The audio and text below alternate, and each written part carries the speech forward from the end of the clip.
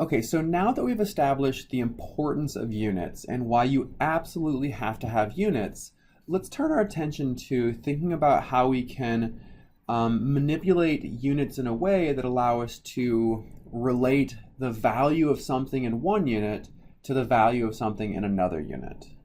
So, for example, if we're thinking about a box of donuts, right? So, one box of donuts. And let's say this box happens to be a dozen. So we have 1 dozen donuts.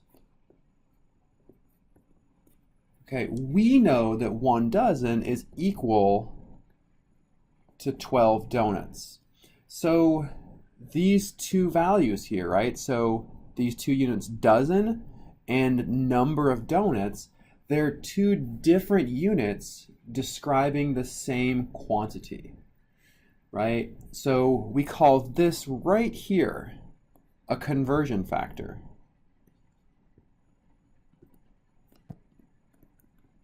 So it's simply a mathematical statement that relates two different units.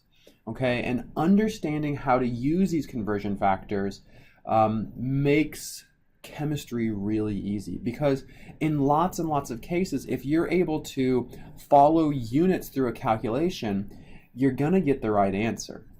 So let's see an example of how to use this. Let's say, for example, that we have 4 dozen donuts. And I want to know how many donuts is this? Right? And you might say to yourself, well, I can do this in my head. But let's not do it in our head. Let's actually write it out to figure out a process that allows us to convert from one unit to another. Okay, so the very first thing that you want to do is you want to identify units, right? So we have dozen and we're interested in the number of donuts. Okay, so we want to convert from dozen to number of donuts. All right, so we're going to approach this by starting off with our known quantity. And in this case, our known quantity is 4 dozen. Okay? And in parentheses here, what I'm going to do is set up a ratio. Right? In this case, I want to cancel out dozen. Okay? So I want to put dozen on the bottom. And once my calculation is done, I want to know the number of donuts. Okay, so when we multiply through, we see that dozen is in the numerator and dozen is in the denominator, so we get our dozen unit to cancel out. Okay, and once our math is done, we're going to end up with a number, and that number will have the unit of donuts. Right, so this unit is what's left over. Okay, so once you've thought the process through with your units, now go ahead and put numbers in. Right, so our conversion factor up here, right, this is our conversion factor. This told us that every 1 dozen, so the 1 goes with dozen, equals 12 donuts. Right, so the process. Put in your units first. So think through your calculation in terms of your units. And once you're confident that your units are set up correctly, then go ahead and put in your numbers. Okay, so in this case, I'm going to take 4 times 12 divided by 1. And this gives me 48. Remember, my unit of dozen is canceled out, and I'm left with the unit donuts. Okay, let's try this again with a little bit different example. In this case, let's say that I have 55 donuts. And I would like to know how many dozen is this? Okay, so this one is less, we'll say, mathematically intuitive, right? Because the math won't work out to whole numbers. So if we use our process, it'll make this calculation much easier. So we want to start off with our known quantity. And remember, our known quantity here is 55 donuts.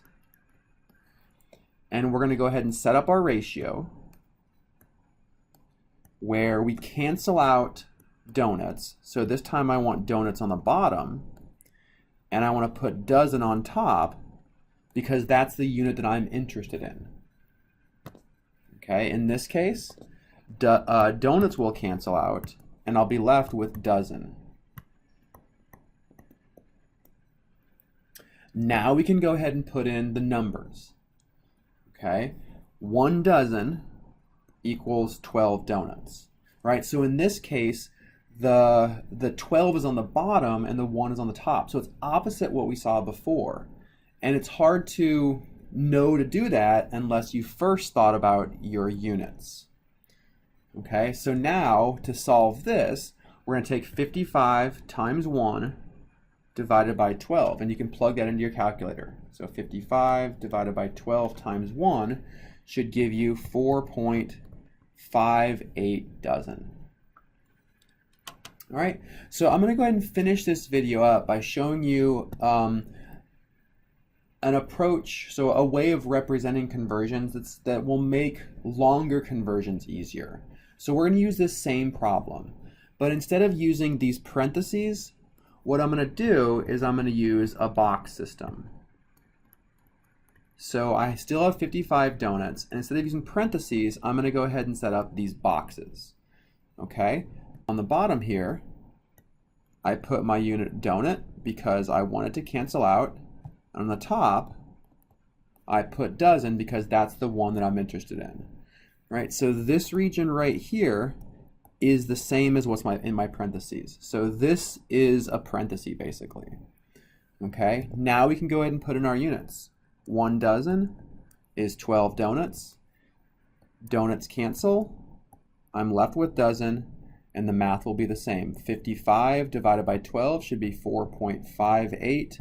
The unit I'm left with is dozen. Okay, so for simple calculations or for complicated calculations, it's all about the process. Okay, understand this process, and that will make complicated conversions much easier. In the next video, we'll see a couple examples of multi-step conversions.